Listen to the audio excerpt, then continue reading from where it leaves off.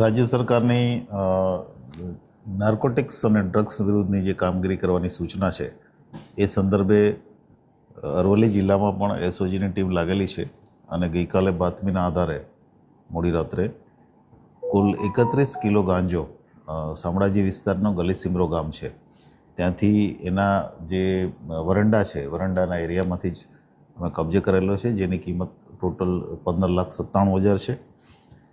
એક આરોપી રામાભાઈ વજાત જેનું પોતાનું આ માલિકીનું જગ્યા છે એને અમે અરેસ્ટ કર્યો છે. આનો ઉપયોગ શું કરવાનો હતો, બિયારણ ક્યાંથી લાવેલો, એ બાબતે અમે આગળની કાર્યવાહી તપાસમાં કરી રહ્યા છીએ. સાહેબ, જાતે વાવતા કોઈ એમના સલાહ આપી કેવી હતી તપાસમાં? અત્યાર સુધી જે વિગત મળી છે એ મુજબ એણે આ જે છે ગાંજાનું વાવેતર પોતે જાતે કરેલું, પણ બિયારણ તો ક્યાંકથી લાવ્યા જ હશે અને આટલો મોટો જથ્થો છે એટલે કન્ઝ્યુમર માટે પણ અમે ઇન્વેસ્ટિગેશનમાં ડિટેલ લઈશું.